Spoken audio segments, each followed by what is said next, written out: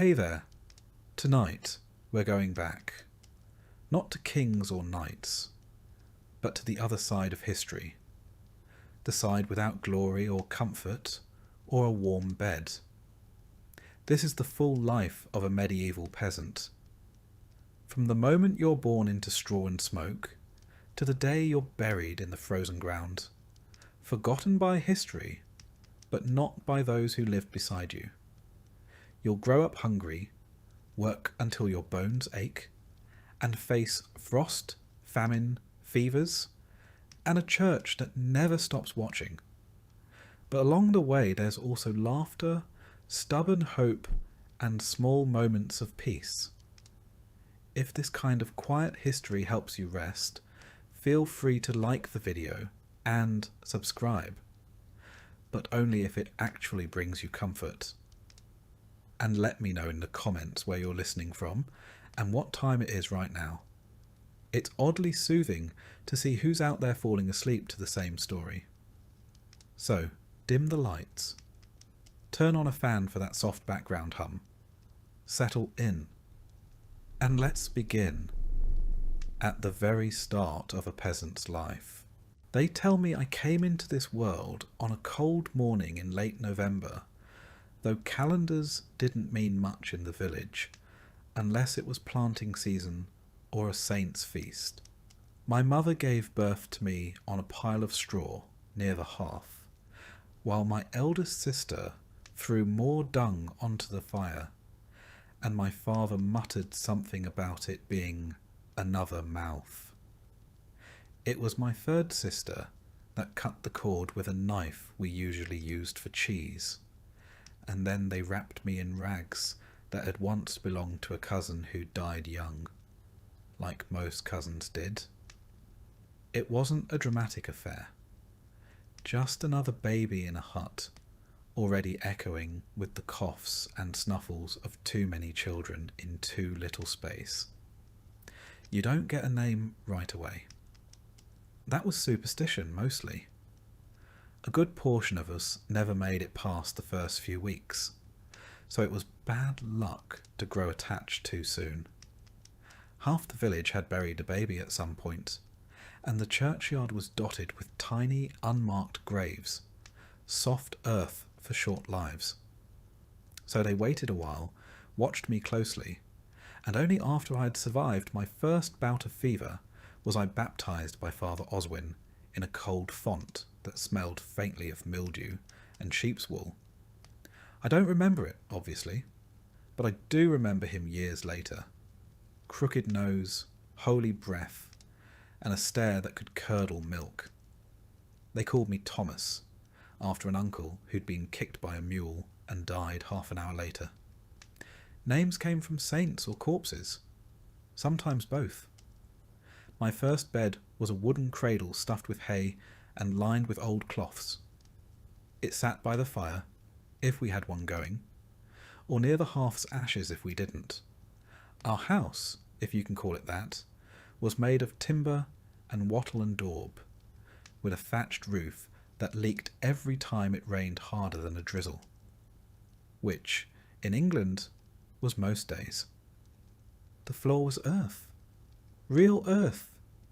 It got swept occasionally, mostly with a bundled switch of twigs, and only when we'd stepped in something that shouldn't have been in the house to begin with. Chickens wandered in and out like they owned the place, and there was a pig who liked to sleep near my cradle for warmth. She smelled better than most of my siblings. We had no chimney, just a hole in the roof, and a hope that the smoke would go up instead of sideways. It didn't. Everything, clothes, hair, skin, reeked of smoke, the kind of scent that burrows into your bones and never quite leaves. As a babe, I was lucky to have milk. Some weren't. Wet nurses were a luxury, and most mothers fed their own if they had enough to give. My mother did her best, despite the 5 other squalling mouths and the winter ration of pottage that barely warmed a spoon. Weaning meant mashed peas, softened barley, and the occasional bit of bread soaked in broth. teeth came early. Illness came earlier. I had 4 siblings older than me, 2 younger, and one I never met. He died in the night sometime around Candlemas, wrapped in a blanket and still warm when they found him. We didn't speak of it. We didn't need to. Everyone understood. By the time I could walk, I had chores. You don't get a childhood in the way modern folk imagine it. No toys, no school, no idle hours spent wondering about your feelings. My early years were spent chasing chickens, fetching water from the stream, which may or may not have had a dead squirrel floating in it, and being smacked with a wooden spoon if I got underfoot. We shared everything: beds, shoes, illnesses. My sister and I wore the same tunic in alternating weeks. It never quite dried between uses. Lice were normal. Fleas, expected. Worms? Only worth mentioning if they made you cough one up. As I got older, perhaps 6 or 7, my responsibilities grew. That's about the age when you're considered halfway useful. I'd help muck out stalls, scare off crows, and carry baskets of turnips so heavy I could barely see over them. Okay, my hands grew calloused before I ever held a quill. Not that I ever did. Some children, in towns or in the manors, were apprenticed or sent to monasteries. Not me. My fate was the fields, just like my father, and his father before him, back when England was mostly forest, and people still thought Vikings might show up on a Tuesday. There was a rhythm to peasant life. Seasons dictated everything. In the spring you sowed. In the summer you tended. In the autumn you harvested. In the winter you tried not to die. Simple. But even as a child, you noticed things. The way the village held its breath during childbirth. The way people crossed themselves twice when smoke rose too thin from a neighbour's chimney. The way old men looked at the horizon like they expected something bad to walk over it. And often something did. We played, of course. Children always do. Games with sticks and stones, foot races, mock battles with straw swords. We laughed, scraped our knees, and fought like dogs over the last apple on the tree. But even then, there was work waiting. Always work. Sometimes, when Father Oswin wasn't looking, we'd sneak into the chapel just to feel the cool stone under our hands and see the candles lit. It felt otherworldly, a place where mud didn't stick and whispers echoed like prayers. I didn't understand Latin, but I understood silence and how rare it was. There was a boy named Will who lived 2 houses down.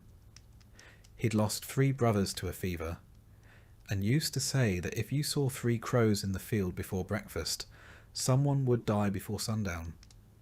We all believed him. Superstition wasn't a pastime. It was a survival mechanism. Saints protected our animals, relics cured our boils, and dreams were warnings. Especially the ones with fire in them. My education was oral. Stories, prayers, curses. I learned what crops to plant when, how to spot a snake in tall grass, and that stepping on the church threshold with your left foot meant a week of bad luck. These were the lessons that mattered. Latin could wait. But even amid the muck and hardship, there were moments, bright ones, when the barley grew high and the wind smelled like sun, when someone brewed strong ale and laughter carried through the village like music, when the whole community gathered for a feast, no matter how small, and someone pulled out a fiddle or told a story so good even the pigs stopped snorting to listen. That was childhood. A mixture of hardship, hunger, noise, and fleeting joys. We were never clean, rarely full, and often cold. But we were alive. and in those years, that alone felt like a kind of victory. If I close my eyes, I can still smell the smoke from the hearth, feel the straw poking through my bedding, and hear my mother's voice humming the same tune she did every evening, something soft and wordless, like a lullaby made out of endurance. They say the first years shape a man. If that's true, then I was shaped by mud, ash, and the sound of my name being called for chores, and by the quiet understanding that nothing in life, not warmth, not food, not love, came without work. But it survived, which for a medieval peasant child is more than many could say.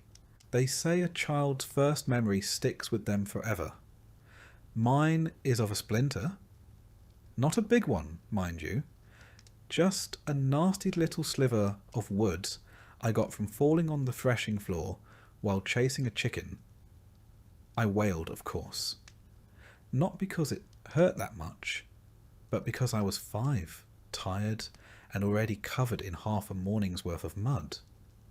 My mother yanked it out with her teeth and handed me a crust of bread too hard for a dog. That was comfort in our house. Removal of wood, followed by carbohydrates. In medieval England, childhood was less a protected phase, and more a short, muddy ramp-up to full exhaustion. You weren't coddled. You were taught, not through books or lessons, but by watching, copying, and occasionally getting swatted with a ladle if you did something particularly dim. I don't remember a time without work. By the time I could form sentences, I could carry water. A small bucket sloshing down my legs.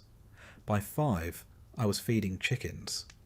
By 6, shooing crows off the barley. By 7, I was sent with the other boys to learn the fine art of not standing where the oxen are trying to walk. We called it learning. Today you'd call it survival training. Most of our day revolved around the needs of the house and field. Morning started early. Before the sun, if it was harvest season. We'd be woken not by roosters, but by my father's boots slamming the door shut behind him as he headed out. Our breakfast was cold pottage or leftover bread if the rats hadn't gotten to it first. No one asked how you slept. No one cared. The day didn't wait for dreams. We didn't have toys, at least not ones you'd buy or make on purpose. A good stick could become a sword, a javelin, or a horse, depending on how you swung it. Stones were game pieces, tools, or missiles. We played when we could, but always with one ear tuned to an adult calling our name. Or worse, calling our full name. That meant trouble. There were no schools for us. Education, if you were lucky enough to stumble into it, came from a priest who had time between funerals, or a village elder who'd tell you which mushrooms wouldn't kill you. The most I ever learned to write was the first letter of my name, scratched into the dirt with a twig. And even that was seen as a bit fancy. What I did learn, and quickly, was everything needed to stay alive, and mostly out of trouble. How to walk behind a plough without tripping. How to lift with your knees. How to spot a weasel in the chicken pen. How to keep quiet when Father Oswin started talking about sin and hellfire, and how to pretend you weren't the one who stole the last apple off the cart. Religion found you early. You didn't understand it, not really, but you understood fear. You feared hell. You feared the devil. You feared Agnes, the woman 2 houses down, who looked at you funny and might have cursed your sister's goat. God you feared too. But he was a bit harder to picture. The priest painted him with fire and guilt and long silences. We nodded along, eyes wide, fingers crossed. Around age 7, things shifted. That's when you stopped being seen as a small creature and started being seen as a small adult. Your chores got more serious. You were expected to help in the field. Really help, not just fetch things. If you were a girl, you helped with the washing, the spinning, the endless cooking. If you were a boy, you joined your father or brothers with the animals and tools. If you were unlucky, you did both. My father said a boy's hands should be blistered by 8. Mine were. By then I'd already dropped a bucket on my toe, lost 2 fingernails to a millstone, and once got kicked into a puddle by a cow who didn't care for my face. Welcome to childhood. We were always outside, in the rain, in the frost, in the thick summer heat. No such thing as too cold or too hot when the barley needed tending, or the sheep had gone wandering into someone else's pasture. I knew every dip and stone of the path to the well, every splinter in the stable gate, every wormhole in the wood near the fire. We lived close to the earth, not by choice, but because it was literally our floor, our walls, our food, and half our illnesses. Sickness came often. Rashes, fevers, boils, you name it. Most weren't named, actually. You just got the sweats, or the shakes, or that coughing thing, and you either got better or didn't. The village had a midwife who also knew herbs. She helped when she could, but if the ailment was serious, your best hope was prayer, or luck, or both. Death wasn't abstract.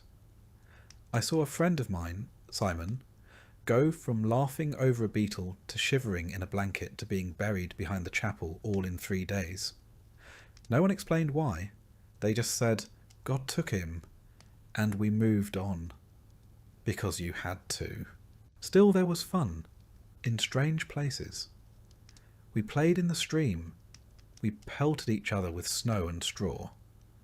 We raced barefoot through the fields, yelping when we stepped on thorns or startled a frog. We stole turnips, then ran from the tanner, who claimed they were his. We'd huddle around the fire at night and listen to stories from the old men, tales of beasts, saints, and wars we didn't understand, but loved hearing anyway. There was a rhythm to it all.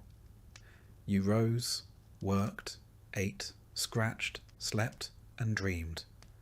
Sometimes of nothing more than a better pair of shoes, or a day when your tunic didn't itch.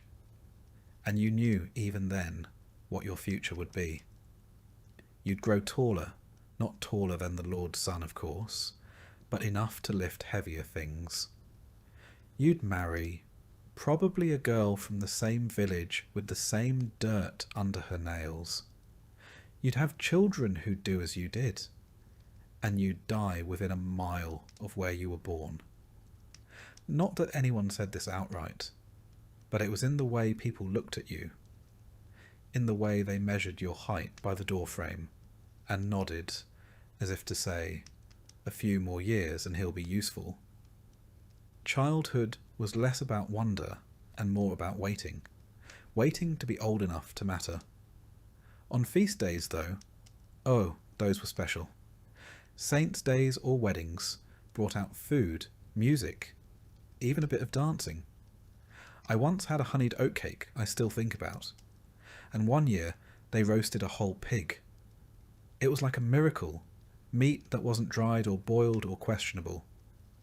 We ran wild that night, bellies full, hearts light, and for a brief while it felt like the village belonged to us, the children. As if just for one night the future was something to look forward to. But dawn always came, and with it the chores.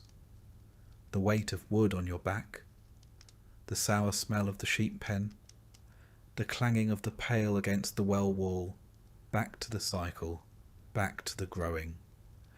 By the time I was 10, I could drive a cart, gut a fish, spin a rope, and fix a broken fence.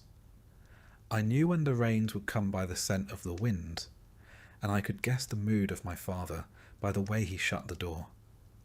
I was, for all intents and purposes, nearly grown. At 12, you're no longer a child. In the eyes of the village, the church, and your own aching bones, you're a working man. A small one, sure, but one expected to pull your weight. And so childhood ends. Not with a celebration, not with a speech, just with a new job, a longer list of things to do, and the quiet realization that from here on out, the only difference between you and your father is how much your back hurts. But I survived those years. I didn't freeze, didn't starve, didn't fall into the well or get crushed by the oxen. I made it to the part where people stopped calling me boy and started asking me to carry heavier things. And if that's not success in medieval England, I don't know what is. By 13, I'd stopped asking questions and started growing blisters instead. That's about the time a boy in our village stops being a boy. There's no ceremony for it, no candlelit moment where someone hands you a sword or a speech. One day you're helping in the fields, the next you're in the fields. All day, every day. Sunrise to sundown, stomach rumbling, back bent, eyes stinging from the wind and the smoke of last night's fire still clinging to your tunic. My voice had started cracking like the rafters in our cottage after a rainstorm, and the older men noticed.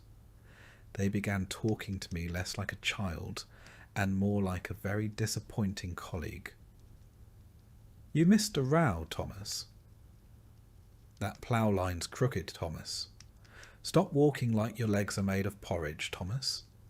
Encouraging stuff. Still, there was pride in it. I had a tool of my own.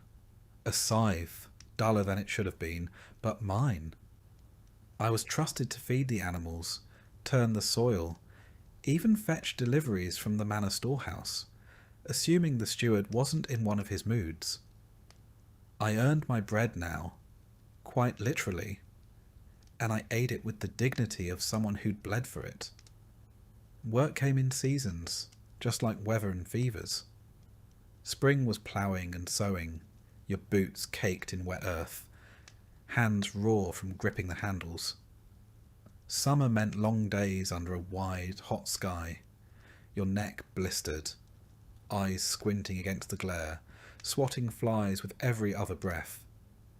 Harvest season was its own madness. No sleep, no rest, just reaping until your arms felt like someone else's.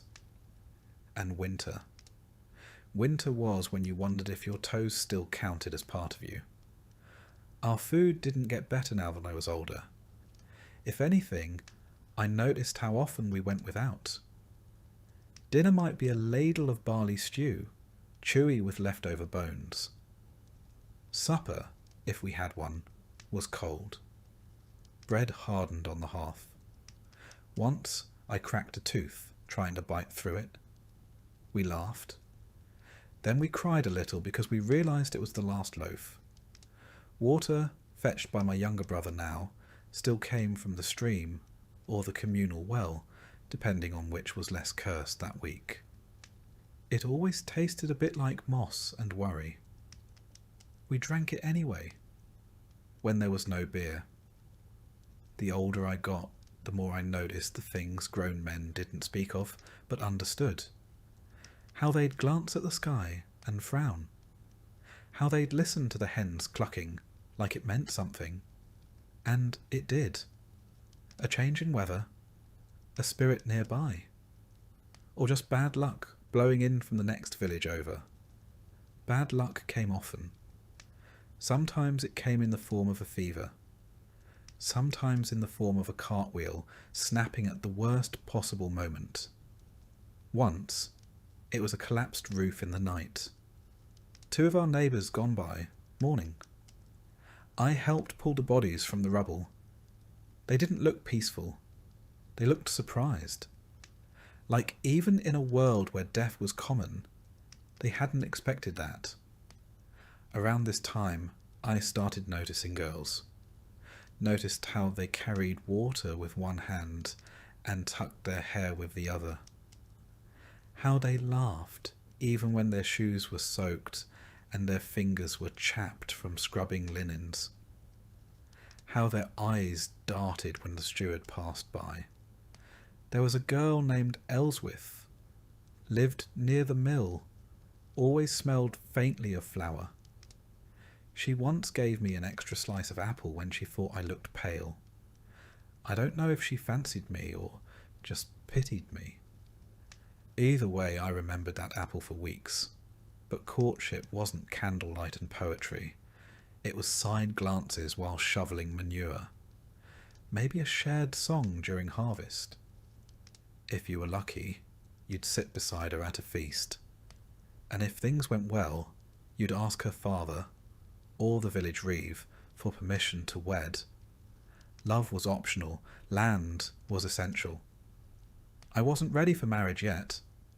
I didn't even own a second tunic. But I was expected to contribute, not just to my family, but to the manor. Every able-bodied peasant owed labour to the lord. It wasn't up for debate. That meant working the domain, the lord's personal land, a few days a week, unpaid. You showed up, did your time, and tried not to collapse until after you'd finished stacking his hay. I remember one summer hauling stones for a new wall around the manor's herb garden. My back ached for a week. I don't even like herbs. I'd also learned by now how to keep quiet around authority. You didn't question the reeve. You didn't question the steward. And you certainly didn't question the lord, even if you thought his velvet hat made him look like a goose in disguise. Religion played a larger role now. I was old enough to understand the sermons, or pretend to. We knelt during Mass, mumbled along with the Latin we didn't understand, crossed ourselves, and hoped it would be enough. I confessed to sins I wasn't sure counted, coveting bread, speaking ill of the hayfork, once kicking a chicken because it startled me. Father Oswin said I should pray harder. I tried, but sometimes I fell asleep mid-prayer, exhausted from work and the cold and the low-burning knowledge that nothing was guaranteed. Not food, not health, not tomorrow. The manorial court became familiar too. Once every few weeks, villagers would gather, and the lord or his appointed judge would settle disputes. Boundary lines, livestock squabbles, accusations of theft. Once, a man was fined for taking firewood from the wrong grove. Another was whipped for hunting rabbits that technically belonged to the lord. I watched. I learned. I kept my head down. Sometimes I dreamed of leaving the village, of running off to a town, finding work as a tanner, or miller, or even a guard. But those were stories you told yourself when the rain kept you awake, or when you were ankle deep in manure, and wondering if this was all life had to offer. But then I'd look around and see my brothers, my mother by the hearth, my father snoring in the corner, and the pig asleep in her usual spot, and I'd remember this was life. And it wasn't all bad. We had music sometimes. A fiddle, a pipe, a voice raised in song during a rare evening when the work was done early and the ale hadn't run dry. We had stories passed down by candlelight. We had the steady rhythm of the seasons, the first shoots of spring, the golden sheaves of autumn, the deep hush of winter snow. And slowly I found I wasn't the smallest boy anymore. There were others now, younger than me, looking up, watching how I tied the rope or sharpened the blade, asking questions I once asked. I wasn't yet a man, but I was no longer a child. My shoulders had filled out. My hands had stopped bleeding from the scythe, and my back only ached when it rained. One morning my father handed me a set of tools without a word, just nodded. That was it. My confirmation, my promotion, my induction into the long line of peasants who'd done the same work, in the same fields, under the same sun, for generations. And I took them. Because that's what you did. You carried on. Thomas had seen enough of courtship before he ever experienced it himself. Not the kind with flowers and whispered promises. Those were for stories told by travelling minstrels. Not for boys who spent their mornings knee-deep in pig muck and their evenings scraping dried oats off the cooking pot. Courtship in our village, and by our I mean the 30 or so souls who shared the same patch of frostbitten soil, was a matter of timing, bodies, and barley. You didn't fall in love. You grew into usefulness. By the time I reached 15, I was tall enough to reach the thatch and thin enough to be useful without needing much food. That made me marriageable. Not because I had anything to offer romantically. I didn't even have my own pair of boots yet, but because I could haul water, swing a scythe, and had enough teeth to chew through a turnip without making too much noise. That was about as dreamy as a man could get. My parents started talking about Ellen the same year I stopped sleeping in the corner of the main room and started sleeping in the loft. She was a year younger, known for her spinning, and had wide shoulders from churning butter since she could stand. We'd said maybe 6 words to each other in our lives, 5 of which were, "Move, I need the ladle." But our families both needed what the other could provide: hands, grain, and a quiet partnership that wouldn't cause trouble. Betrothal wasn't a grand affair. It was more like agreeing on a trade. My father spoke to hers, while I stood nearby pretending to adjust my cloak. They discussed grain yields, shared labour, and the fact that neither of us had any better prospects. Then a handshake, a nod, and it was decided. Thomas and Ellen would marry come spring. Spring came late that year. Mud stayed longer than usual, and 2 oxen died in the next village over. But when the church bells rang on St. Walpurga's feast day, we stood before the priest in our second best tunics, shivering more from nerves than cold. The whole ceremony took 5 minutes. Latin we couldn't understand, vows we'd practiced the night before, and a kiss that was more a bump of noses than anything passionate. But we were married. The wedding feast was barley bread, hard cheese, and thin stew served in cracked bowls. Someone passed around a jug of ale strong enough to make old men weep. A few folks danced until their shoes came off. It wasn't lavish, but it was more food than usual, and nobody went home sober or hungry, which in our part of England counted as a miracle.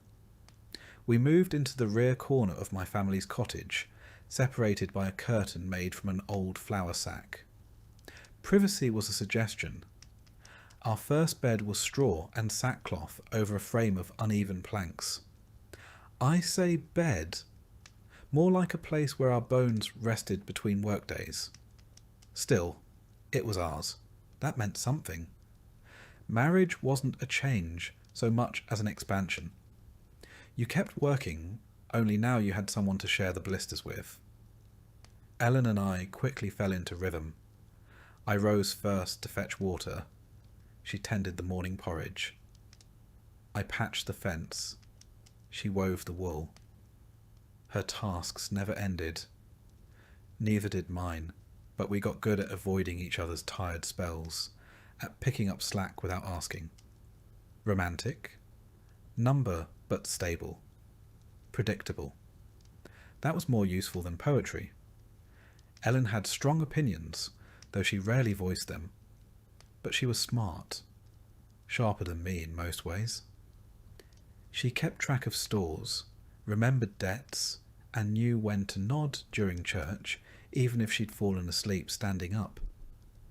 She could spot a wormy apple from across the field, and once shamed a travelling peddler into giving us proper change just by staring at him. I respected her long before I realised I liked her. Children were expected. That's what marriage was for, after all. Adding labour to the household. It took a while. Our first winter was rough, cold enough to freeze the wash bucket mid-scrub. Food ran thin. Then in the spring, Ellen fell ill. She recovered slowly, her hands trembling for weeks. We didn't speak about babies that season, but by the next year, she was with child. Pregnancy didn't come with cushions and cravings. It came with nausea, work, and prayers. She worked up until the week of the birth. No doctor, just old Mab, the village midwife, who smelled of thyme and sweat and had delivered nearly every soul within shouting distance. Labour lasted from sunset to near dawn. I sat outside the whole time, carving pointless lines into the frozen earth with a stick. When I heard the cry, 2 cries, I didn't believe it. Twins, a boy and a girl. The boy we named Will. The girl, Alice. Will died 6 days later. No illness, no sign. Just didn't wake up. We buried him near the boundary oak, with a cross made from the last dry branch of the season. Loss was constant, but that didn't make it easier. Life moved on. It had to. The seasons didn't stop because we grieved. Ellen barely wept. She just folded Will's swaddling cloth and tucked it under the bed. Alice lived, grew, walked early, spoke late. Her laugh sounded like spring water over stone, clear, brief, surprising. We lived for that sound. As husband and wife, we had a simple understanding. We did not speak of dreams. Not aloud. Dreams were for the Lord's children, the ones who learned Latin and ate meat twice a week. Our world had no room for wants, only for tasks. The field needed tending. The wall needed mending. The pig needed salting. And we did it all year after year without fuss. But sometimes, when the fire burned low and Alice slept in the crook of Ellen's arm, I thought about building a second room, about teaching my daughter to read, about having a day, just one, without worry. Then the wind would howl through the thatch, and I'd remember who I was. Thomas, son of William, husband of Ellen, father of one, maybe more, if luck held, a man with cracked hands, a weak roof, and a woman who warmed a stew without being asked. That was enough. The years following our marriage were not marked by great changes, but by small, repeated ones. A new tool, a second pig, a patch of land the steward let us borrow. Each improvement came with a cost. More labour, more obligation, more eyes on us. But they also stitched a new shape to our life. Our roles in the village became clearer too. I was no longer just young Thomas. I became Thomas who fixed the well rope, Thomas who loaned barley seed, Thomas whose daughter didn't die last winter. These small noticings, shared over ale or during idle talk near the bakehouse, mattered more than I admitted. Respect in a village doesn't come from speeches. It comes from surviving while being useful. Ellen, for her part, was respected by women and feared slightly by men, not because she was harsh, but because she remembered everything. She became a sort of informal registrar of marriages, debts, and feuds. No one could recall whose turn it was to borrow the cart. Ask Ellen. Couldn't remember if Martha's son was born before the plague or after. Ellen would know. By our 5th year, we had another child. A son this time, named Hugh after my grandfather. Ellen delivered him with old Mab again, though the midwife's hands were slower now, her eyes more sunken. I paid her with eggs and a new bundle of rushes for her floor. Hugh was hearty, loud, and always hungry. That last trait never changed. Marriage changed me in ways I hadn't expected. It made me think ahead.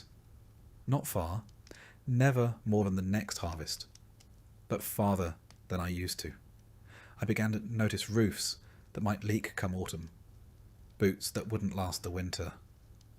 I bartered more carefully, saved bits of tallow, kept kindling dry even when I was too tired to care. These weren't grand ambitions. They were survival skills, sharpened by the weight of others relying on you.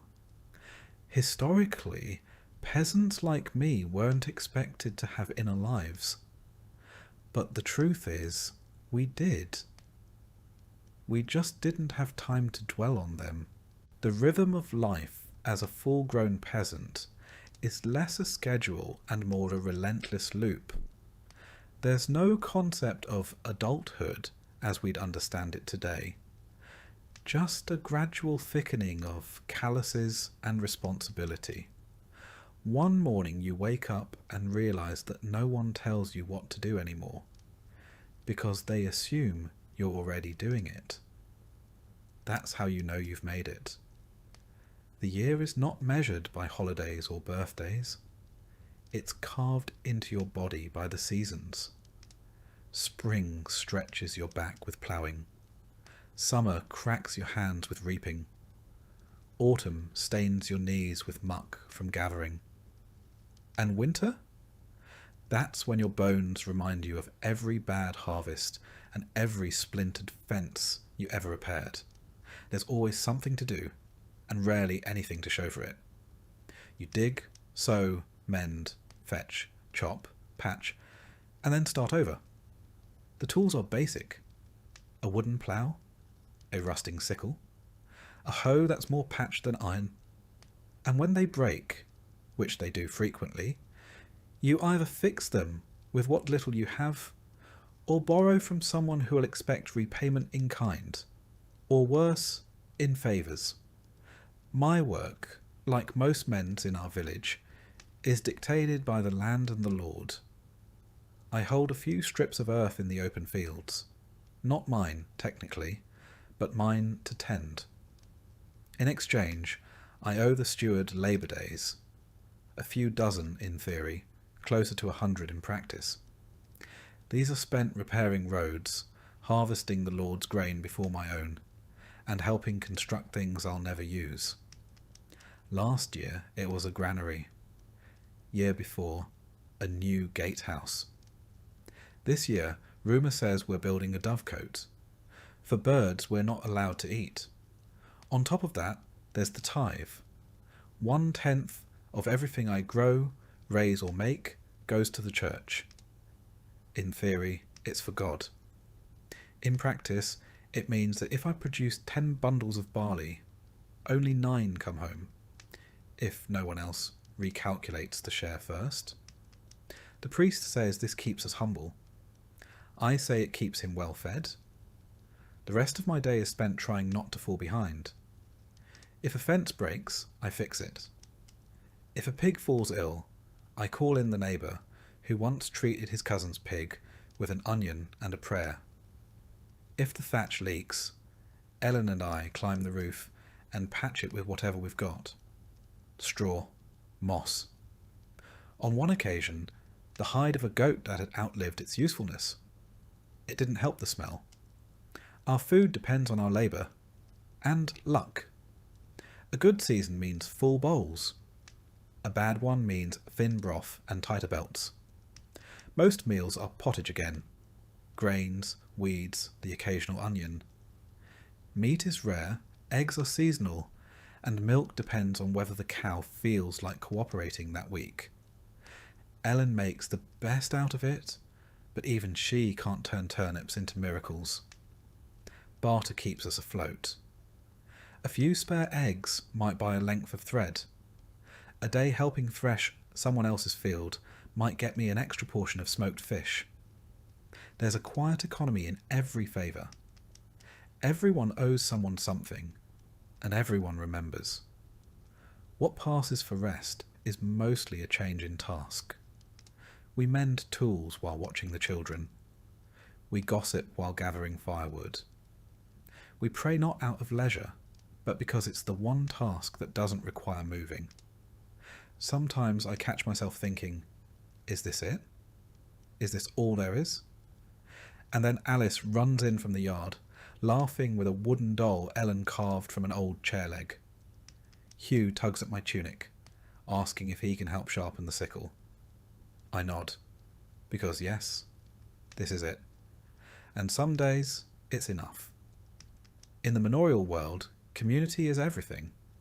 No one survives alone. The smith needs grain, the weaver needs meat, the priest needs wine, which he won't admit but drinks plenty of. And all of us need each other come harvest.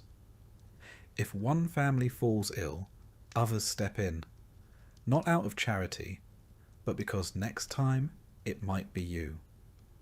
And of course, there are days of rest.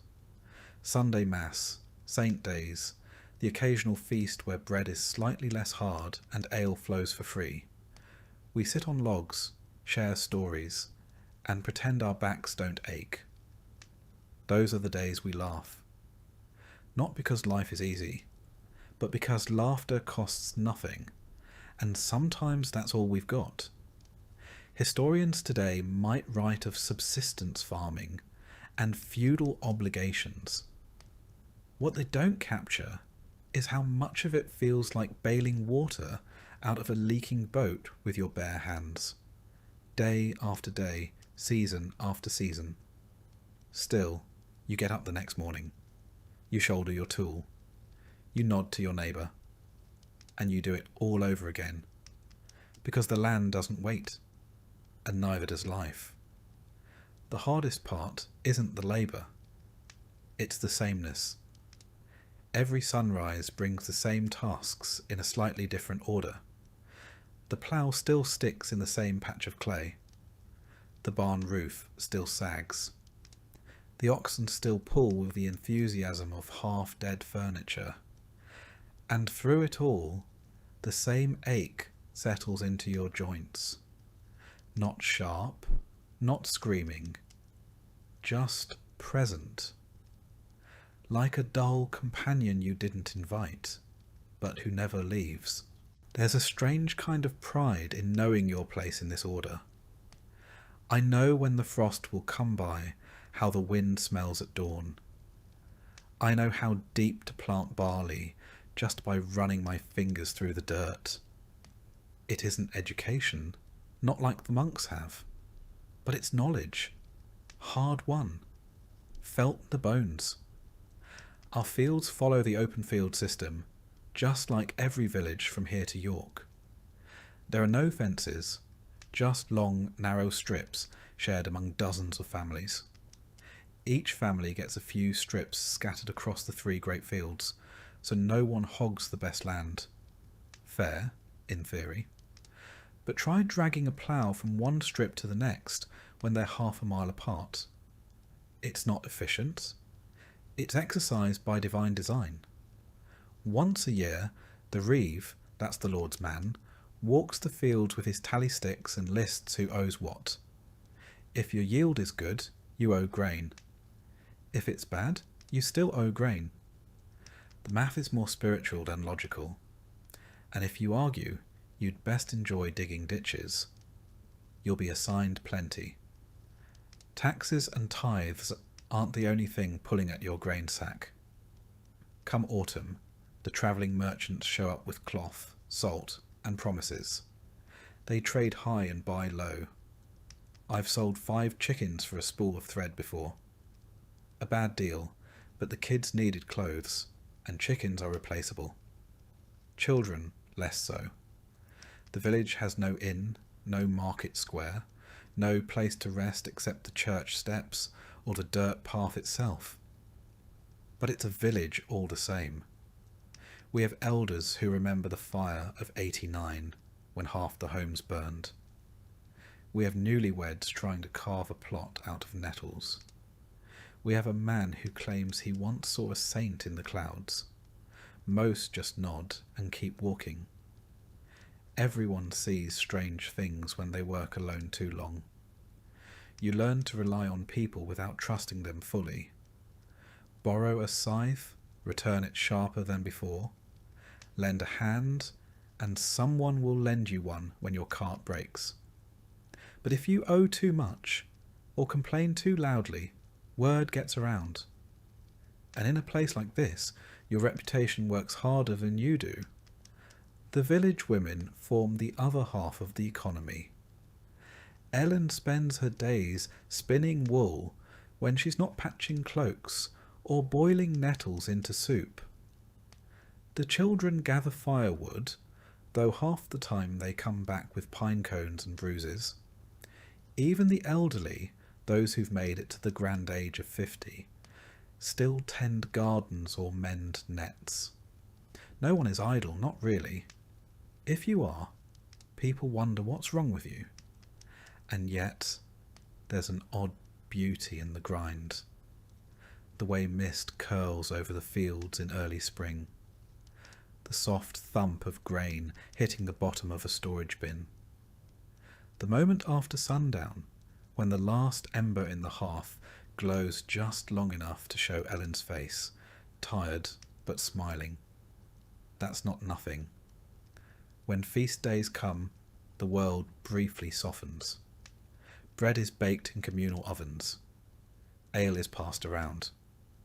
Even the Lord smiles, mostly because he's drinking better wine than we are. Children play with hoops. Old songs are sung. And for one moment, the difference between us and the manor feels a little less wide.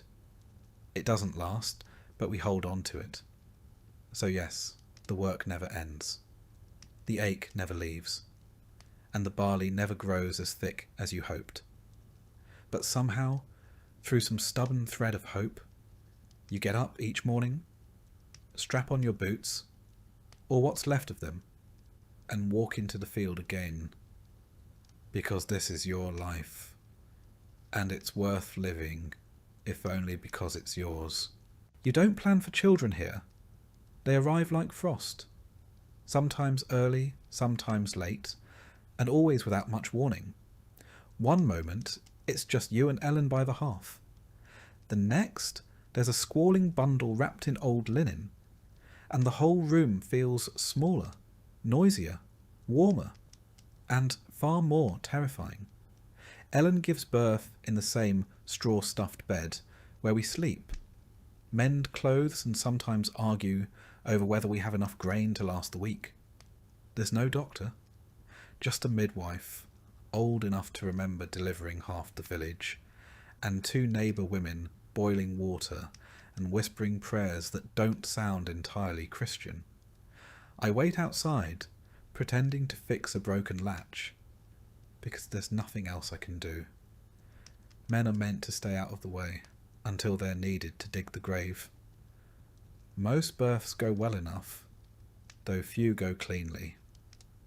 There's blood always, sometimes more than seems survivable. Babies arrive how they please. Feet first, sideways, screaming or silent. And there's no certainty. Ellen's first was a stillbirth. We buried him under the hawthorn tree. No name. Just a handful of dirt and a wooden cross I carved myself. When one survives, it feels like a small miracle. The priest baptizes the child within days, not just for salvation, but because, statistically, there's no time to wait. Roughly 1 in 4 children don't make it past their first year. Sometimes it's fever, sometimes choking, sometimes they just stop breathing, and no one knows why. The priest calls it God's will. The midwife mutters about ill winds. Me, I just hold Ellen's hand tighter. Once they're alive and screaming, life doesn't get much easier. Babies don't come with nappies. Cloth is scarce and expensive. so they're swaddled tight in strips of linen and left near the hearth where it's warmest. Ellen nurses them as best she can, though she's tired, always. We sometimes feed them pottage, thinned with ale, if the milk runs dry. It's not ideal, but then again, nothing in a peasant's life ever is. There's no such thing as a nursery. The baby sleeps in our bed, between us, wrapped in the same blanket that smells of soot and sheep. If we had a cradle, it was burned 2 winters ago when we ran out of firewood.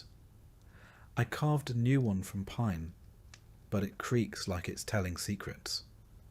Every time it rocks, I pray it doesn't splinter under the weight of hope. Names are chosen fast. Not out of sentiment, but practicality. You name the child something common, something that can be shouted across a field. William, Alice, Hugh, Joan. Something easy to carve into a plank. You don't want to get attached to a name that might be gone before spring. Some parents wait weeks to see if the child survives. Others reuse names, like a coat passed down between siblings. Children don't get childhoods here. By the time they can walk, they're put to work. Gathering kindling, watching chickens, running errands. By age 7, they're expected to tend geese or weed the garden. By 10, they can plough. Ellen teaches them to spin and sew. I show them how to tie knots, sharpen blades, and read the sky. We don't punish them harshly. Not because we're kind, but because life does that for us. 1 winter barefoot is lesson enough. A spoiled meal means hunger. A fall into the pond means days of fever. The world disciplines children more effectively than we ever could. We just try to keep them alive long enough to learn. Stories help, not the noble kind with dragons and brave knights. Ours are older, stranger. Tales of woods that whisper, saints that walk through snow, beasts that punish the greedy. We don't tell them to entertain. We tell them so the children remember what to fear. Religion, of course, runs through it all. We teach them to cross themselves, to fear sin, to fast on Fridays, to kneel even when their knees are raw. Not because we fully understand the scriptures, but because the church is always watching, and 1 wrong word in front of the priest can mean penance, or worse, gossip. And gossip spreads faster than fire. We light candles for St. Margaret if the baby's coughing. We keep dried herbs near the cradle, feverfew for headaches, rue to ward off evil, chamomile to calm a colicky child, though chamomile's scarce and usually reserved for those who can afford indulgence, which we can't. Still, Ellen insists, and I don't argue. Sometimes faith is all we have. In some ways, raising children is the only legacy we have. We own no land. We write no books. When we die, it's up to them to remember our names. So we pass on what little we know. How to dig a furrow straight, how to soothe a burn, how to spot the good kind of mould growing on bread. These lessons, small as they are, might outlast us. Still, every cough in the night feels like a threat. Every fever is a challenge. There's no medicine to speak of, just boiled herbs and whispered prayers. If the child survives, you give thanks. If not, you dig another grave and try again. There's no real privacy. Not in a hut where everyone shares the same air and breathes the same smoke. When 1 child wakes coughing, everyone does. When 1 child cries with hunger, the sound sits in your ears for hours. Ellen sings lullabies in low whispers, old ones her mother taught her. Most of them about saints and spirits and stolen bread. We hang rowan branches above the door, not just for decoration but to keep sickness out. At least that's what the midwife says.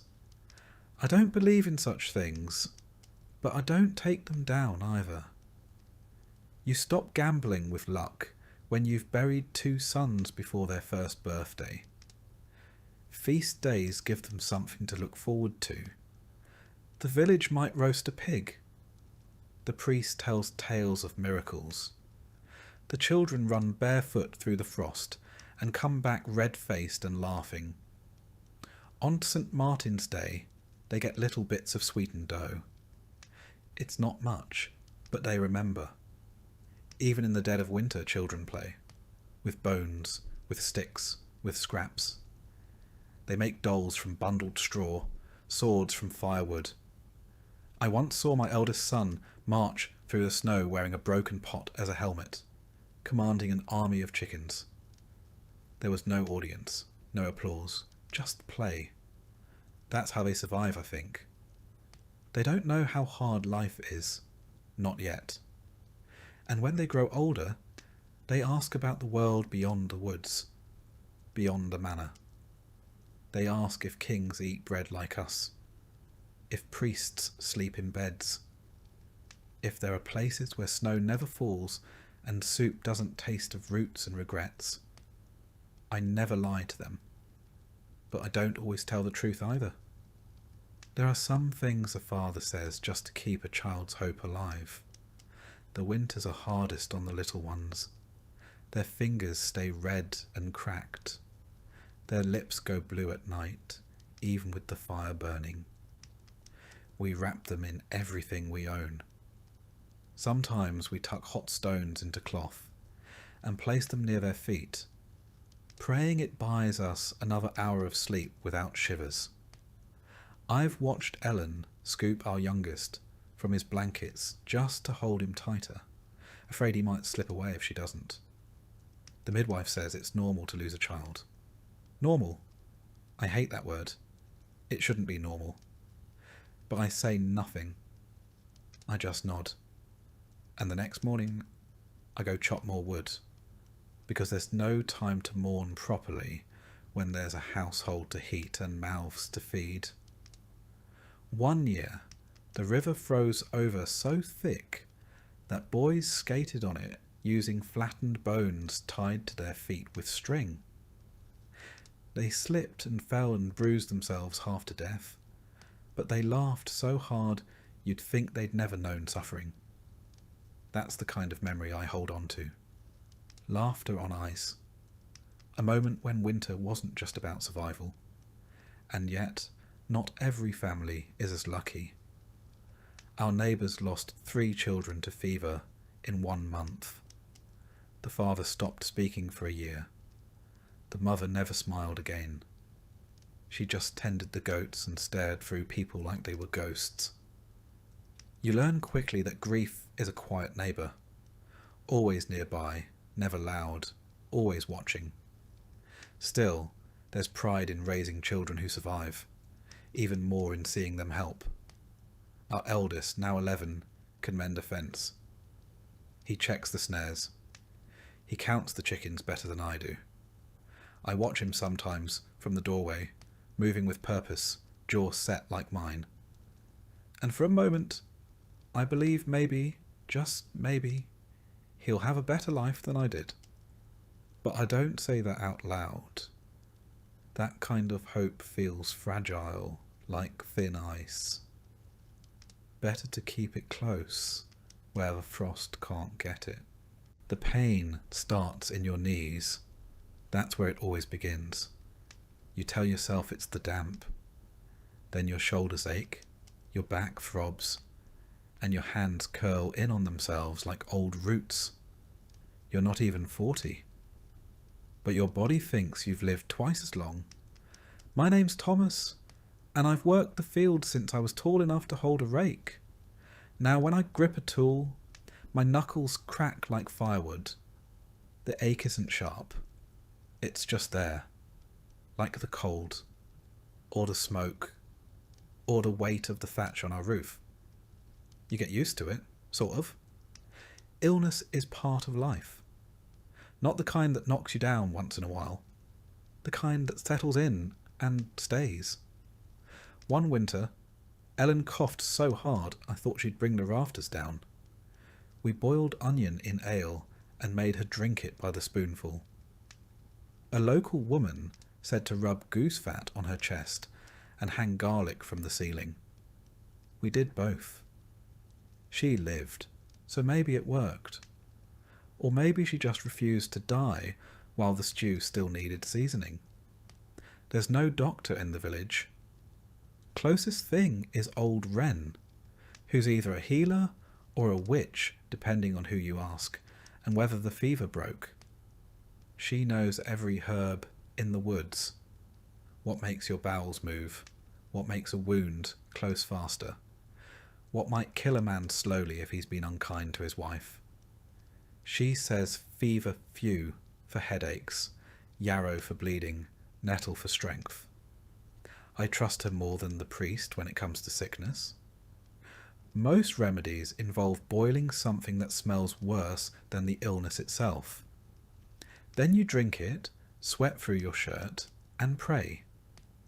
If that fails, they bleed you. A shallow cut on the arm sometimes leeches. The idea is to let the sickness out with the blood. Personally, I think it lets the strength out faster. The church has cures too. Holy water, relics, and enough prayers to drown a small chapel.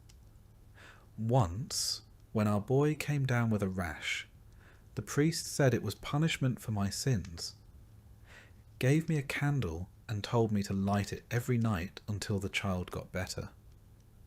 He recovered in 3 days. The priest claimed a miracle. I think it was the willow bark tea Ellen forced down his throat. We don't bathe often, not because we like being filthy, but because bathing is risky. They say it opens your pores and lets disease in. So we sponge off with a damp cloth and hope no one gets too close. Lice are everywhere. Fleas too. Ellen combs our daughter's hair with a heated blade of wood, trying to kill what lives beneath the curls. It works, mostly. Wounds fester easily. I once stepped on a nail while fixing the shed roof. The foot swelled like a pig's bladder. Old Wren smeared it with honey and wrapped it in dock leaves. She said honey draws out the bad humours. Maybe it does. The swelling went down, eventually. I limped for months, but I kept the foot, which feels like a win. When something worse comes, real sickness, the kind that spreads like fire and smells like death, we panic. Lock the doors. Burn herbs in the hearth. Some say plague rides on the breath of sinners. Others say it comes from the east in the belly of rats. We don't argue. We just try to stay alive. During one outbreak, we lost 8 in the village. They were buried before the dirt had even thawed. The humours. That's the theory anyway. Blood, phlegm, yellow bile, and black bile. Balance them, and you stay healthy. Upset them, and you're doomed. I never understood it. But people who do say, if your bile's off, you'll get boils. If your blood's too hot, you get nosebleeds. Everything has a reason, just none that help you feel better. Children are hardest to watch suffer. They don't understand why the world hurts. Our youngest once screamed for 2 days straight, swollen with something we couldn't name. Wren gave us a charm made of rowan and thread. Ellen tied it around his neck, sobbing into the cloth. He lived, but we still keep the charm. The church forbids some cures, says they're pagan. But when your daughter's lips turn blue and she won't wake, you don't worry about theology. You boil the roots. You whisper the words. You call on saints and spirits alike. Most of us will die from something small. A cut that rots. A fever that lingers. A toothache that turns to abscess. I've seen a man scream from a molar until he passed out cold. They pulled it with pliers and a prayer. He didn't wake up. No one talks about it. Sometimes I wonder what it's like elsewhere. Do the nobles get sick like us? Do they have herbs? Or do they just close their heavy doors and let the poor die first? I've never seen a noble sneeze. Maybe they have better humours. Despite it all, life goes on. We get up, we cough, we limp. We press cloth to the bleeding and keep moving. Because the sheep need herding. The grain needs grinding. The world doesn't stop for your sickness, not until you do. The older I get, the more I think pain is a kind of background music. Always playing, never noticed until it stops. My legs seize up during the frost. My wrists throb after chopping wood. No one calls it illness, it's just being alive. In our village, no one talks much about pain. It's not considered polite. If you complain too loudly, someone might assume you're cursed, or worse, malingering. So we grunt, we groan, we mutter just the weather, and we keep digging trenches with hands that barely close anymore. Women have it worse. Ellen once worked through a fever so severe she hallucinated bees crawling under her skin. Still she finished spinning the yarn, baked the bread, fed the chickens. She collapsed only after the last chore was done. Wren called it hard winter sickness. I call it exhaustion, dressed in disease. Some villagers believe in charms.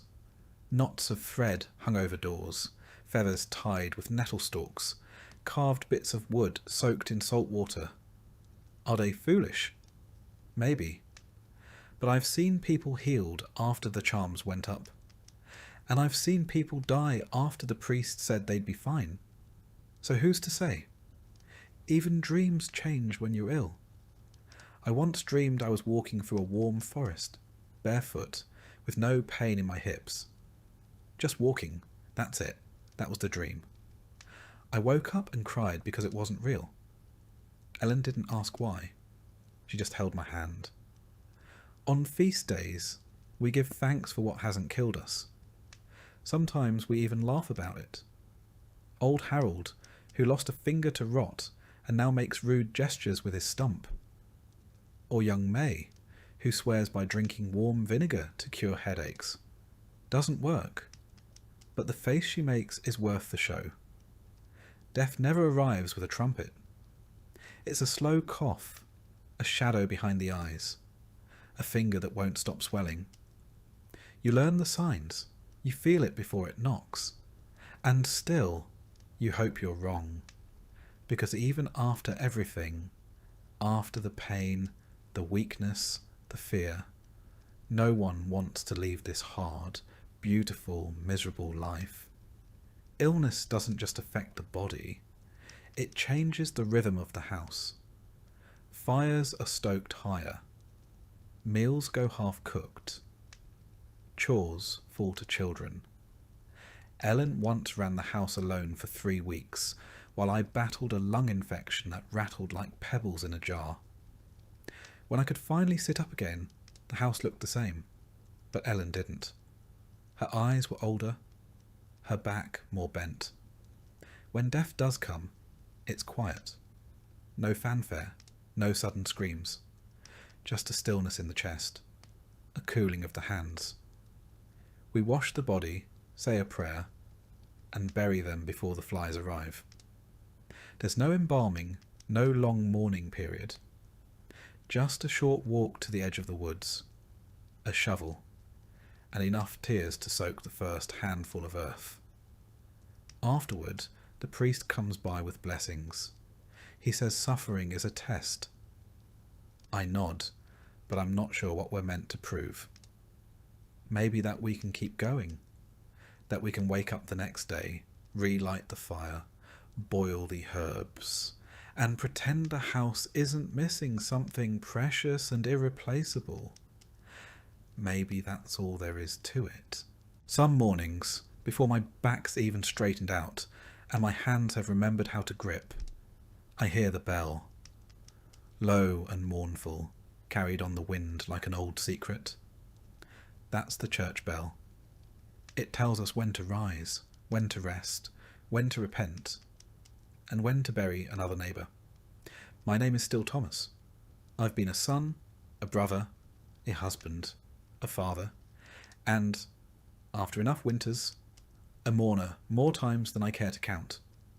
I've built fences, tilled fields, raised children, and tried, above all else, to be good. Not clever, not important, just good enough not to bring shame, sickness, or supernatural punishment upon this little stretch of muddy ground I call life. In our village, religion isn't something you think about.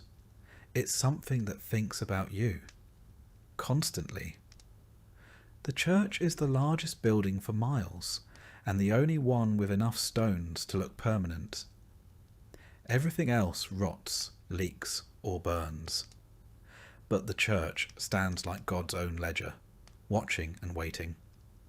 Every Sunday we file into that stone echo chamber to listen to Father Elric, who delivers sermons like they're firewood, heavy, splintered, and absolutely necessary.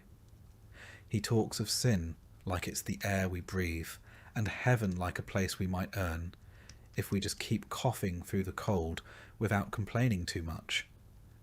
Mass isn't optional.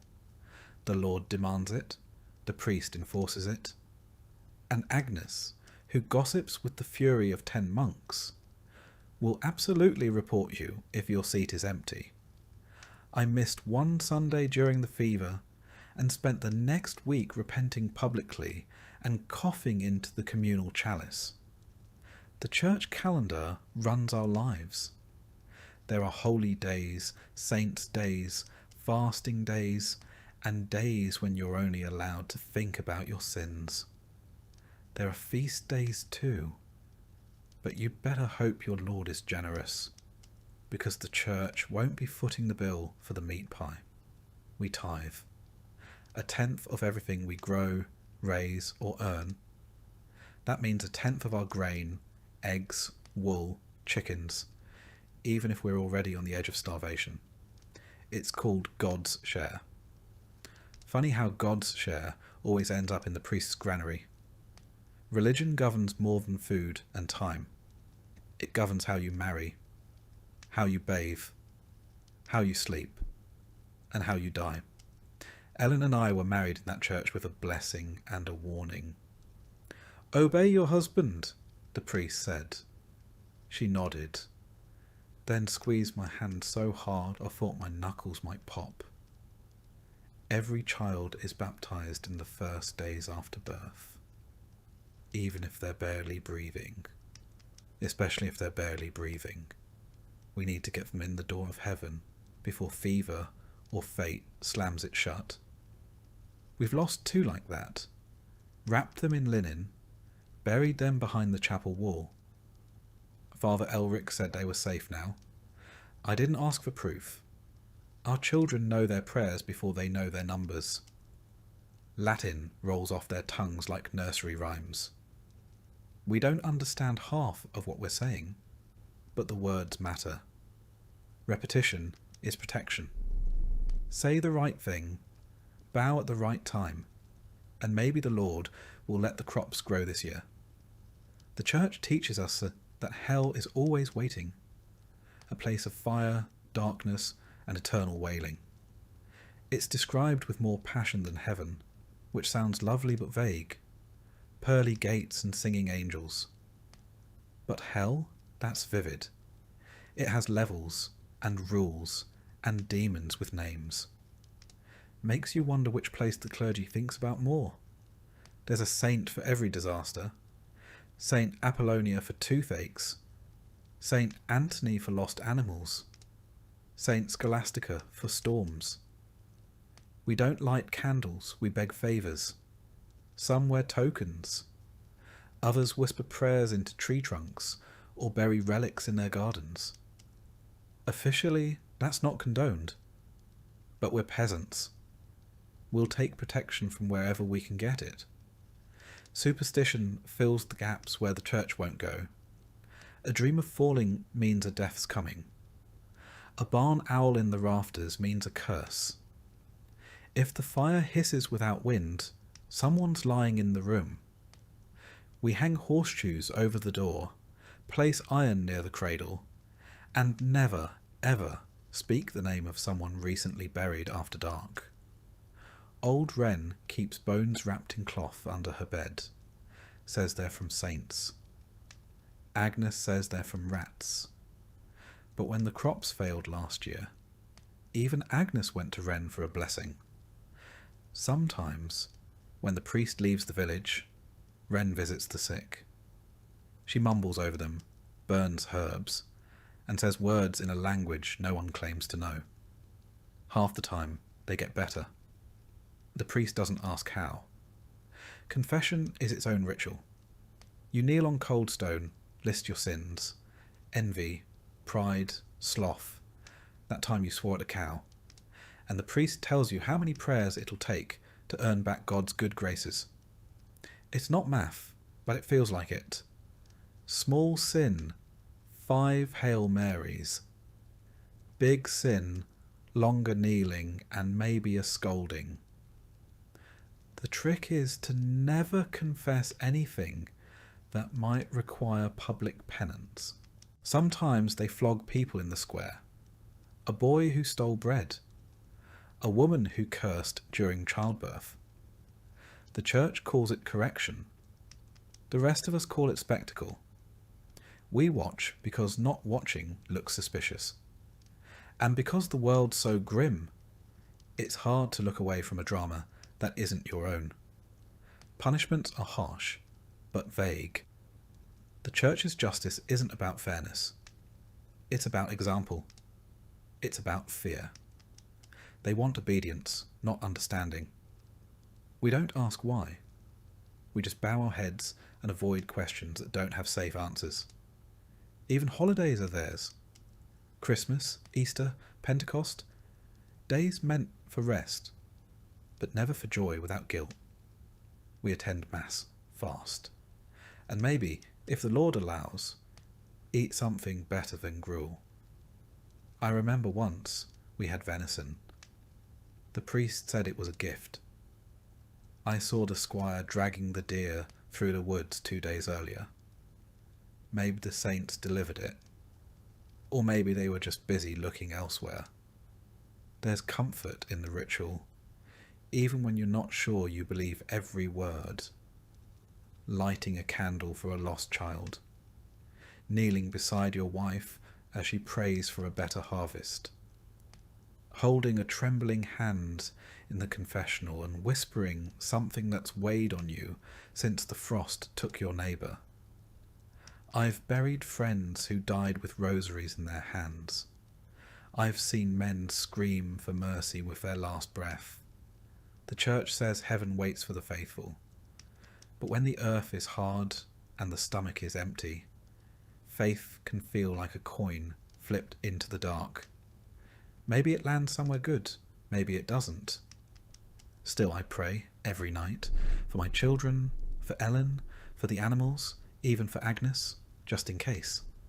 And I try to be good, because in a world where you don't have much, no title, no money, no say, your goodness is the only thing you get to choose. Sometimes that's enough. Sometimes it has to be. Every family has a story of a miracle, or at least something close enough. My grandmother swore the Virgin appeared in the frost on our window one winter. My uncle claimed a saint spared his leg from gangrene after he dreamed of fire. Are they true? Who knows? But when the snow is falling, and the roof groans under the weight, and the fire's gone low, you tell those stories again. Not because they're certain, but because they're kind. And in this life, that's a rare thing. So tomorrow, I'll rise again with the bell, bow my head at Mass, and thank the saints I've made it this far. Not because it's easy, but because it's what we do. We endure, we believe, and we carry on. One prayer, one superstition, one cold morning at a time. It's strange, feeling old in a body that's barely seen 4 decades, but that's how it goes. I'm 40, give or take. No one's really counting. And I creak like the barn door in November. My name is still Thomas, and I've worked these fields since I could stand upright. I've got more scars than memories, and most mornings I feel like a tree that was struck by lightning but didn't quite fall over. They call us old when our backs curve and our teeth start dropping. Not because we've earned some great title or pension, but because it's rare to even reach this age. Most don't. Most are buried before they ever get to mutter about aching joints or how things used to be better back when bread didn't taste like old dirt. So here I am, still breathing, still bending, still one stubbed toe from becoming a cautionary tale for the younger lads. My hands, once strong enough to lift bundles of wheat and wrestle stubborn pigs, now tremble when I grip the plough. My knees, which have spent years kneeling in dirt, prayer and grief, complain with every bend. I've started walking with a stick. Not because I want to, I'd rather limp like a fool, but because it's that or crawl. You'd think I'd earned some rest by now, but there's still wood to chop, grain to grind, and animals to feed. Ellen says I should take it easy, but the fire doesn't light itself, and no one else is going to keep the roof patched. So I move slower, ache louder, and pretend I'm still as sharp as I was back when I could sprint across the village without pulling something. Truth is, you age fast when you spend your life in mud, wind, and worry. The sun carves lines into your face. The cold hollows out your bones. And the hunger, even when it doesn't kill you, leaves its mark. It's not just the body, it's the loss. I've buried more people than I can name. My father died when I was barely big enough to carry a shovel. My sister, in the great fever of '89. One of my boys during the last frost, when the chimney cracked and the smoke filled the room before we woke. We don't cry loudly. That's not how it works. We nod, we dig, we lower them into the earth, and then we go home and scrub the hearth as if that will bring them back. Some folks turn bitter, others quiet. I've done both. These days, I mostly just talk to the fire. In the village, you become the old one once you outlive 2 generations. Children start asking your opinion, even if you've never said anything worth repeating. You get asked to bless meals, settle arguments, explain why the moon looks odd, as if surviving makes you wise. But I know better. Half of survival is luck. The other half is sheer stubbornness. There's no such thing as retirement. That word doesn't exist for us. When you can't work the fields anymore, you mend tools, scare crows, or tend to the chickens with whatever's left of your knees. If you're too feeble for even that, you tell stories and hope someone leaves bread at your door. If you're lucky, you'll have children who still live close and kind enough to care for you. If not, the winter decides when it's time to lie down for good. Meals grow smaller too. The best cuts go to the younger ones. They've got work to do. You make do with crusts, soup from bones, and whatever's still growing in the back plot. My teeth are fewer now, and I chew slowly, carefully, like every bite is a negotiation. Sometimes I forget what food tasted like when I still had all my molars. Not that it was ever much to begin with. My hearing isn't what it was either. Half the time I pretend I didn't catch the insult or the joke. The other half, I genuinely didn't. The younger lads think I'm going soft. Let them. There's power in being underestimated, and peace in not hearing Agnes's complaints the first time around. Every now and then, I catch a glimpse of myself in the water trough, a face I barely recognise, sunken cheeks, greying beard, eyes that look like they've seen too much and remember too little. My hair, once thick and dark, is now thinning and wiry, more hay than hair. Ellen says I'm still handsome. I think she lies out of pity or habit. Either way, I let her. The church says we gain wisdom as we age. That time polishes the soul. Maybe that's true. Or maybe we just learn how to complain more politely. Still, I do find myself thinking more. Not about regrets, but about patterns. How the rains come earlier now. How children stop asking questions once they see you don't have answers. How death doesn't surprise you anymore, just reminds you to keep your good cloak mended. In the evenings, I sit near the hearth and carve things from scrap wood. Little animals, faces, once a rosary. Ellen says it keeps me quiet. I say it keeps me sane. There's not much difference anymore. Sometimes I walk to the edge of the village and just stand there, looking at the trees. I used to climb them when I was a boy. Now, I watch the wind move through their branches and wonder which will fall first, me or the oak near the stream. The lads think I'm strange, that I've grown quiet, soft, thoughtful. But that's just what happens when you've lived long enough. You run out of noise. You realise that most arguments weren't worth the breath, and most of the people you argued with are gone anyway. You notice the small things more. The way frost clings to the edge of the window like lace. The sound of Ellen's stitching late at night. The smell of fresh straw on the floor. They don't seem like much, but when your bones hurt and your days blur, these details are what anchor you. You also start to reckon with what you've done, and haven't. The child you yelled at too harshly. The feast day you skipped to rest. The neighbour you never quite forgave. The little things that stick, long after bigger memories fade. The lads in the village say I'm lucky, that I've made it this far.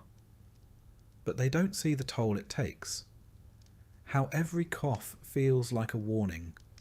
How every winter could be the last. They see me smile and think I've made peace with things. But most days, I'm just tired. I still work, in my own way. I sharpen tools. I teach the younger ones how not to cut their thumbs off with a sickle. I sit with the dying when no one else can bear it. That last one. That one's important. There's something about being near someone when they pass. It's not loud or dramatic. It's quiet. Like a candle going out when no one's watching. And I pray more. Not for myself, but for my children. For Ellen. For the strength to keep rising each day, even when I'd rather not. Faith changes with age. It stops being about reward and becomes more about rhythm. Like breath, or the seasons. So I carry on. Slowly, quietly, with a limp in my step and 1,000 memories in my bones. I don't know how much time I've got left, but I know how to use it. I'll feed the fire. I'll teach the young. I'll kiss Ellen's cheek while she's still within reach.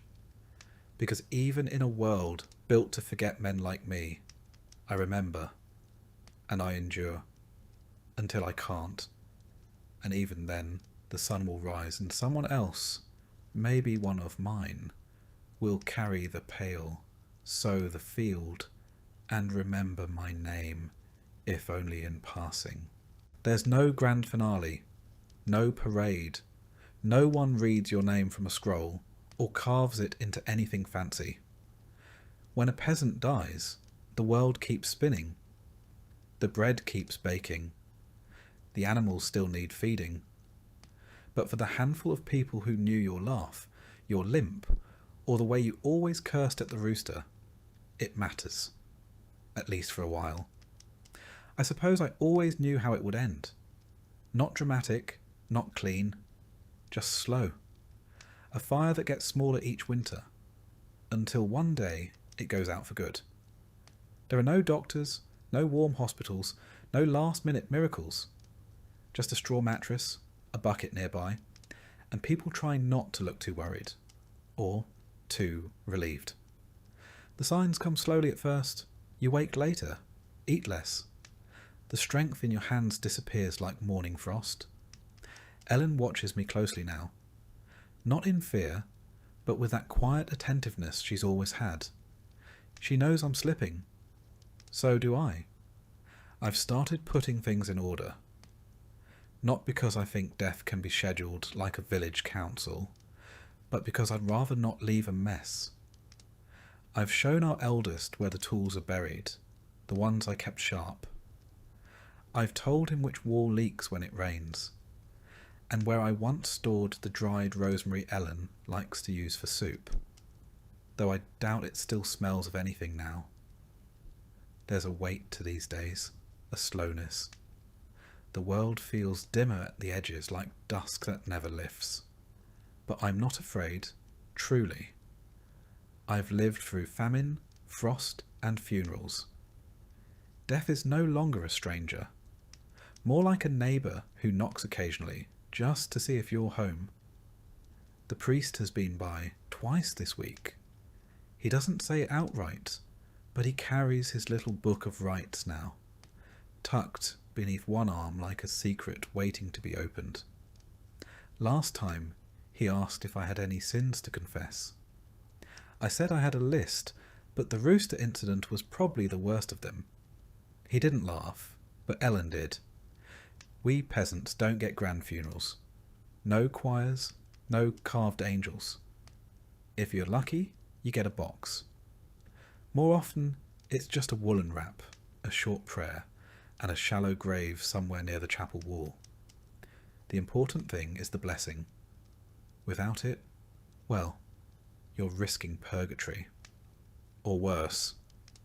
I've seen too many buried without rites. A fever takes someone too quick. The priest is off in another parish, and they're laid to rest with nothing but hurried hands and whispered hopes. That won't be me, I hope. I've tried to live clean, paid my tithes, honoured the saints, even fasted on days when there was food to fast from. I remember the last frost that took a man before his time, old Gerard. He slipped on the path by the well, broke his leg, and never stood again. We wrapped him in his cloak, the good one with the patches, and laid him beneath the yew tree. His widow, Marjorie, placed his walking stick at his side, said he might need it in the next world. Burials are quiet here. The bell tolls once, maybe twice. Neighbours gather if they can, but work rarely pauses. The cows won't milk themselves. The village doesn't stop because one soul stopped breathing. And yet, there's a kind of grace in the simplicity. No procession, no grand eulogy, just familiar hands, familiar dirt, and a cross made from two crooked branches. We mark our dead not with stones, but with stories. The way he laughed, the way he always fixed the church roof before anyone asked, the way he once ate an entire onion on a dare. That's how we live on, not in marble, but in memory. I've asked Ellen to sing for me when the time comes. Just a quiet hymn, nothing fancy. She has a soft voice, like a lullaby wrapped in wool. I'd rather go out listening to that than the priest's wheezing Latin. The children have started treating me differently too. My youngest granddaughter, Alice, asked if I was going to turn into a ghost. I told her only if she kept stealing turnips from the cellar. She giggled, but I saw the worry in her eyes. They all know. There's a tradition in our village, passed from mother to daughter. When death comes, you open the windows, even in winter. It's said to let the soul out to carry it skyward. I don't know if I believe it, but I've left instructions anyway, just in case. And then there's the matter of legacy.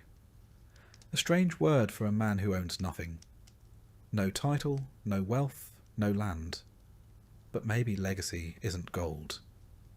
Maybe it's the fence I helped mend. The prayer I whispered beside a sickbed. The way my eldest son now kneels before supper without being told. The church teaches that if we live rightly, we'll be rewarded after death. A place without hunger, or pain, or frostbitten toes. I hope that's true. But I've also learned not to count chickens, especially after last winter when the fox got in. Still, I do wonder, what will they say when I'm gone? That I worked hard? That I loved Ellen? That I always remembered to patch the thatch before the rains came? Maybe that's enough. Ellen says she'll bury me near the elder tree if the ground isn't frozen. I like that spot. It's quiet. In the spring, the roots smell like sweetness and old wood. And if she places the carving I made, the one with the little rooster on it, I suppose I'll go out with a bit of a smirk. So when the end comes, and I think it's close now, I'll meet it like I've met every storm, every famine, every failed harvest, with quiet resignation, a muttered curse, and a bit of hope. Not for heaven, but for memory. For a life lived, if not easily, then at least completely. It's not the fear of death that weighs heaviest. It's the worry that you'll be forgotten. That everything you built, everything you endured, might vanish like smoke up a chimney. But I take comfort in knowing my hand shaped this place. Every groove in the wood, every furrow in the soil, bears my mark. The village remembers in quiet ways. A child repeating a saying you once muttered. A patch of herbs still growing by the path because you dropped seeds there half a lifetime ago. A crooked fence post no one ever bothered to fix because it was just how Thomas made it. And when Ellen lights the hearth, long after I'm gone, the warmth will still reach the same corners. Maybe that's all we can ask. To have mattered in small ways. To have been part of something that keeps on breathing after we don't. So, I close my eyes with no grand speech. Just the crackle of fire, the smell of peat, and the quiet rhythm of life continuing, as it always has. And maybe, just maybe, someone will sit by the elder tree one day and feel a little warmth in the breeze. Not enough to name, not enough to explain, but enough to know that someone lived here, loved here, and passed quietly, remembered not in marble, but in the marrow of the village itself.